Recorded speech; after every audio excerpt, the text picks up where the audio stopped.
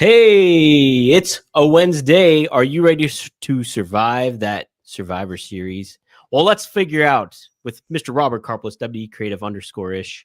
Robert, happy Wednesday to you. Happy early Thanksgiving.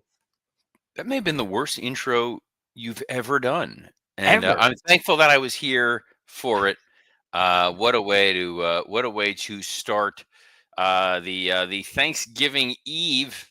Ooh. It's an exciting time here. There's cooking going on in my house right now. It smells like a delicious Thanksgiving dinner. As soon as I'm done with this show, I'm gonna go watch Planes, Trains, and Automobiles. Fantastic. What a great movie that is. And John That is a Hughes. Yes, that's a big that's a Thanksgiving Eve tradition. However, tonight I'm actually going to the Florida Panthers game.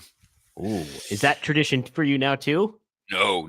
That is I swore I would never set foot in that building again. And I used monkey's paws to wait for it to collapse in on itself. But I got invited. I'm going. It's going to be a lovely time. Meow. It's a lovely time to say hi to the folks who are joining us here. Yeah. E says, "What's up?" What's up? Wanna Nice. Breeze says, "Happy Thanksgiving Day Eve, R and I." That's Willie Jeff Thorne. Hader. Oh, is that Jeff? You're I know better at that. remembering that than I am, because it legit looks like Tyler Breeze. Good friend and friend of the show. Dom, you went mute. You've muted yourself. Yeah, I can't hear you. If you're talking, I can't hear you, making this perhaps the best show we've ever done. And Dre Owen says, "Hello, R and I. Okada versus Fletcher for free." Oh, So, can you hear me oh now? wait, yeah, now I can hear you. Did your stupid microphone die? Yeah, I think it did. This is the best Thanksgiving miracle ever. How dare you? Uh, this is what the pilgrims came over for, or whatever this holiday actually celebrates. Is it a problematic holiday? I don't know. What do we think? I guess I don't know. Nah, probably not. I guess it's just like part of the course. If you go read Howard Zinn, probably yes. That's what I was going to say. If I'm reading a little Howard Zinn, I think that there might be some issues. There could be a little something conjuring up there. Devin Dowling says, "Hey yo, he's in the house too." So thank you, everybody. I'm thankful for all of you being here for this Wednesday episode before Thanksgiving. Robert, we got a lot to cover since we aren't going to be here for the rest of the week. So let's start off where everybody should start off, and that is AEW Dynamite. Am I right, Robert? Am I right about that? I guess so. Am I right that you should be excited? No.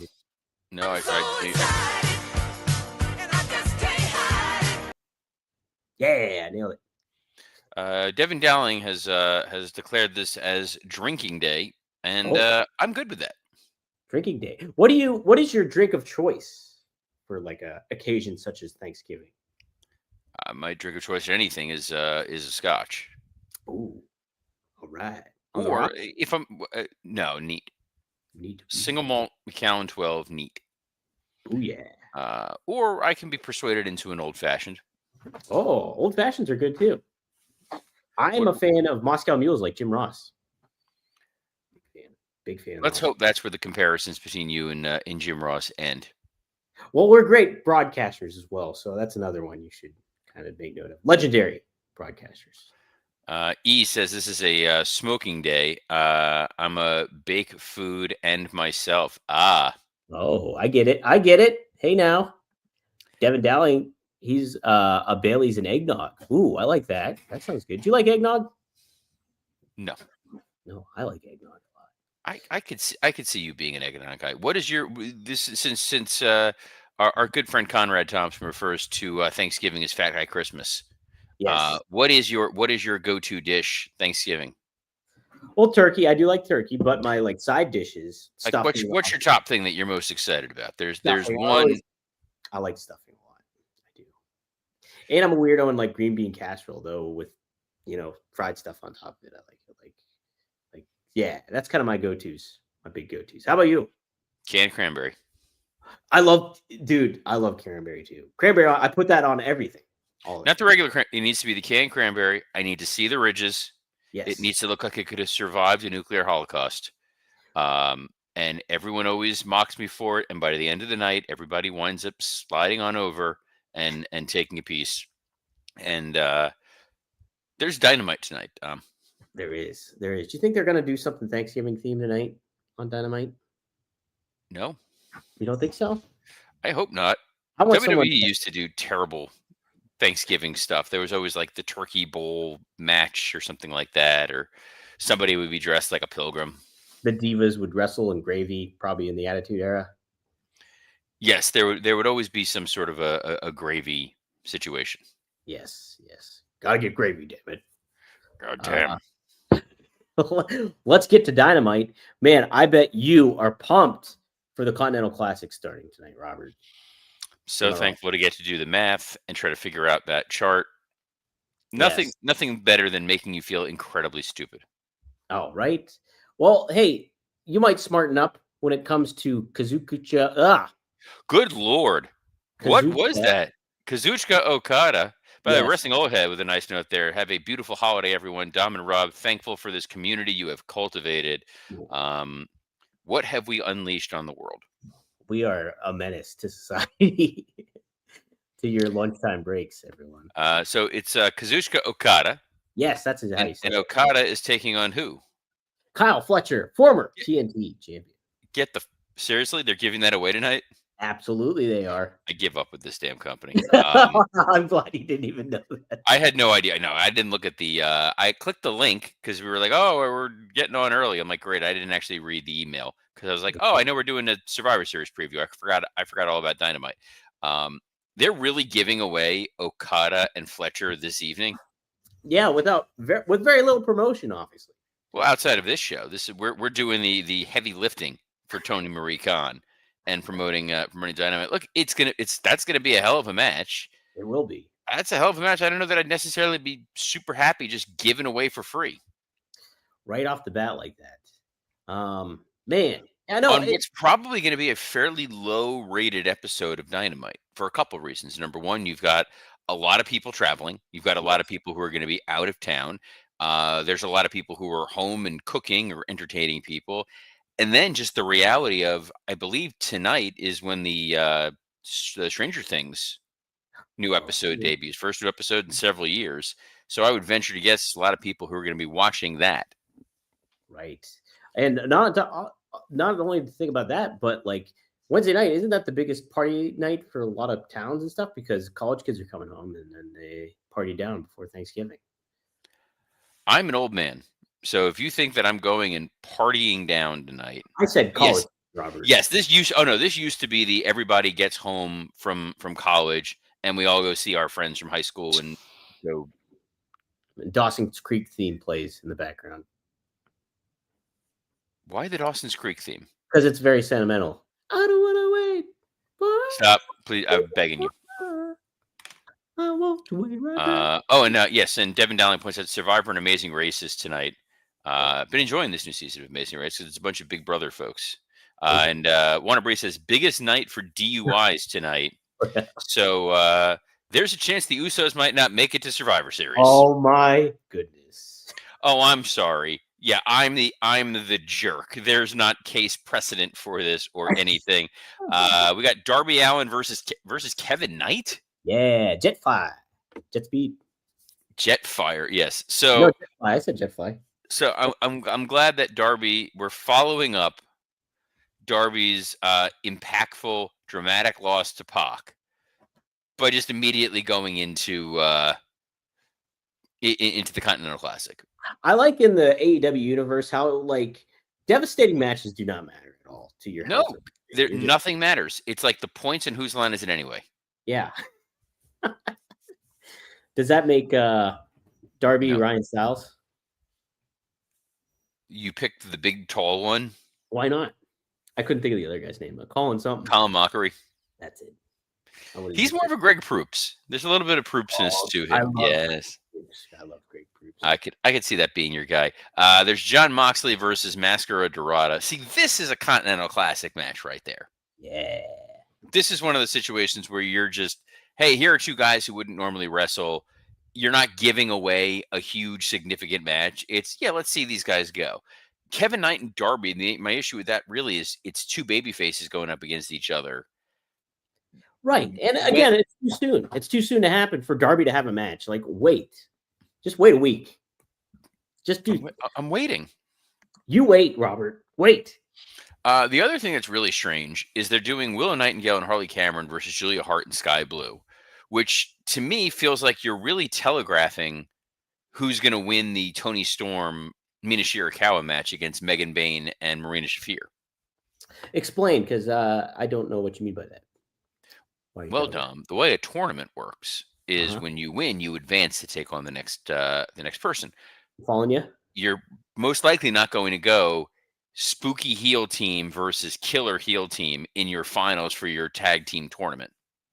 So if the baby faces win here, it Uh-huh. stands to reason that the heels are going to win the other match and vice versa. Couldn't you do it the other way around though? Sky Blue and Julia win, and then they face Yes, Tony. Yeah. that was my point. You're telegraphing. That's why it's telegraphing. You're giving it away in advance. I would have probably gone with the other match first, but more importantly, the Ops are going to be celebrating their new world champion, Samoa Joe. Yes. I'm excited for it. I like Samoa Joe whenever he's on the microphone. He can make anything feel like a big deal. The fact that Swerve returned at the pay-per-view elevates Hangman Page. I do ultimately think this was a great move for AEW's part because I think there's just more value in the AEW title when you have it on somebody like Samoa Joe. No offense to Hangman Page, he had a good run, but it was just like He had a terrible run.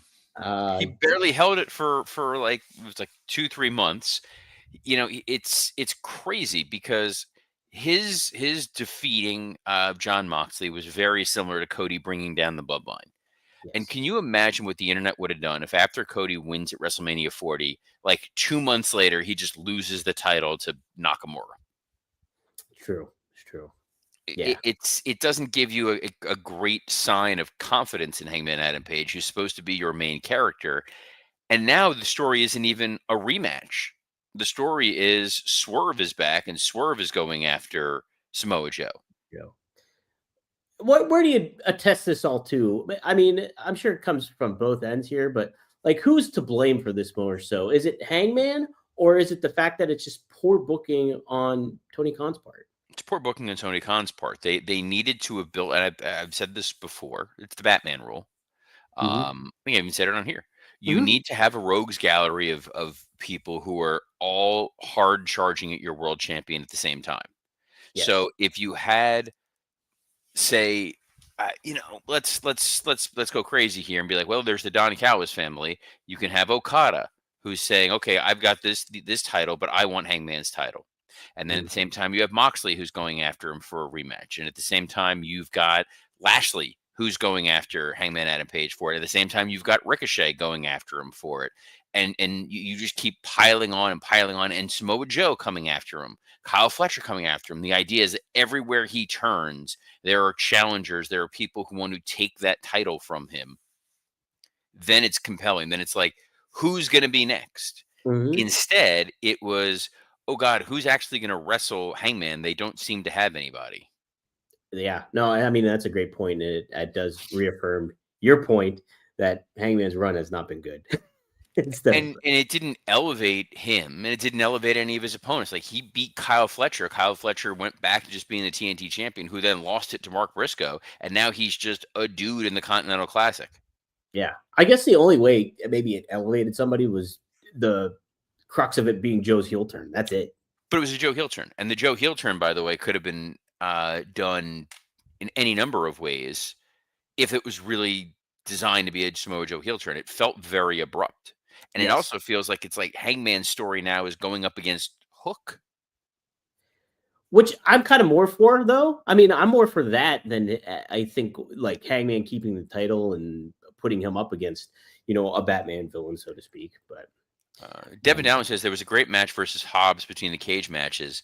It was, but my issue with that, and I talked about it on here, was it was sandwiched between two blood and guts matches. yeah, So the impact of a hardcore brawl on an evening of nothing but hardcore brawls, it was too much, same. yes, 100%. It's like it takes away the value of what was a really could have been a very memorable match between Hangman and Hobbs. That should have been a main event of a Dynamite. Absolutely, absolutely should have. So yeah, we'll see how it all pans out here tonight on Dynamite. I love math. Do you know where it's hailing from, Robert? I believe that they are in Portland, Maine. You were wrong. Nashville, Tennessee. That's what I said. They're in Nashville, Tennessee, Yeah. home of the Grand Ole Opry. Have you been to Nashville? I have. How I is did a it? Raw in Nashville when I was at WWE, Ooh, okay. Okay. Bridgestone Arena.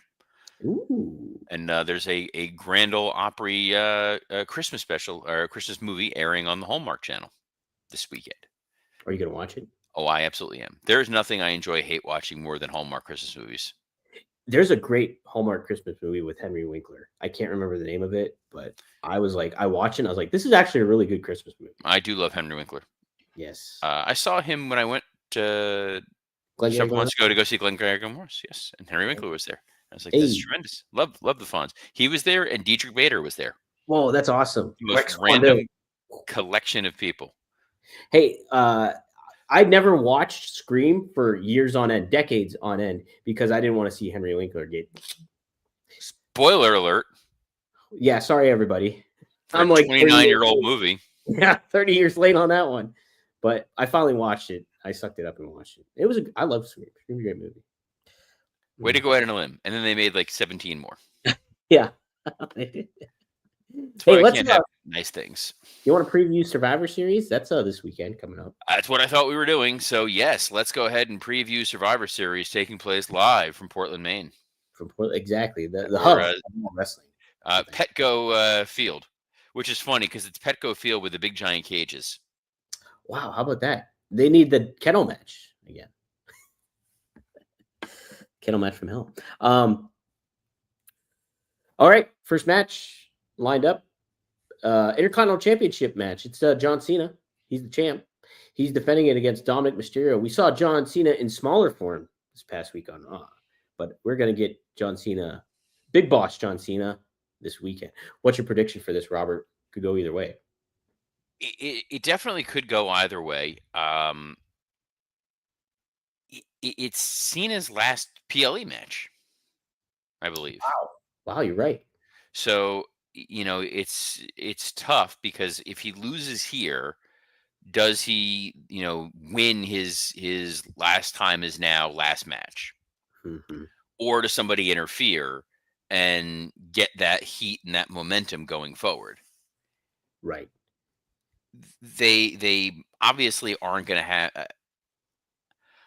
I'll be honest. I see Cena retaining. I think that Cena retaining and ultimately relinquishing the Intercontinental title is an interesting story, and then they can do a tournament for the Intercontinental title. I would almost. I've said this before. I'd want him to retain, and then I'd want him to put the. I know it puts in the predicament of Gunther challenging him for that Intercontinental Championship, but I think there's a different way you can kind of make it happen. And I wouldn't mind Gunther having the IC title again for a little bit and having him destroy people again.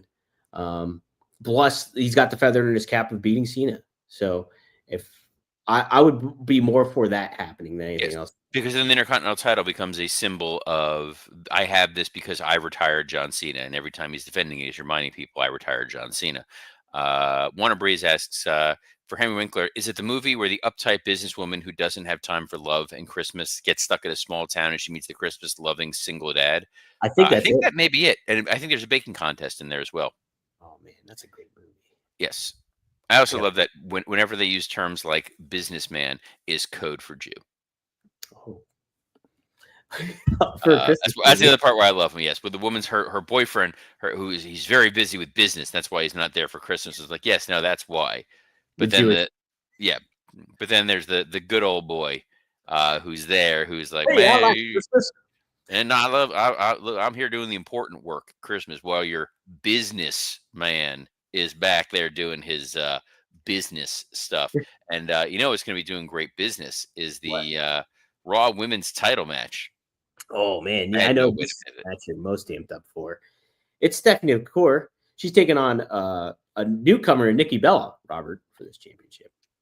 I could care less about this one, but this is... Stephanie McCool may demonstrate that she is the greatest women's wrestler of all time if she gets a halfway decent match out of Nikki Bella. I know Nikki Bella has said that this is supposedly her last run. We've heard that before.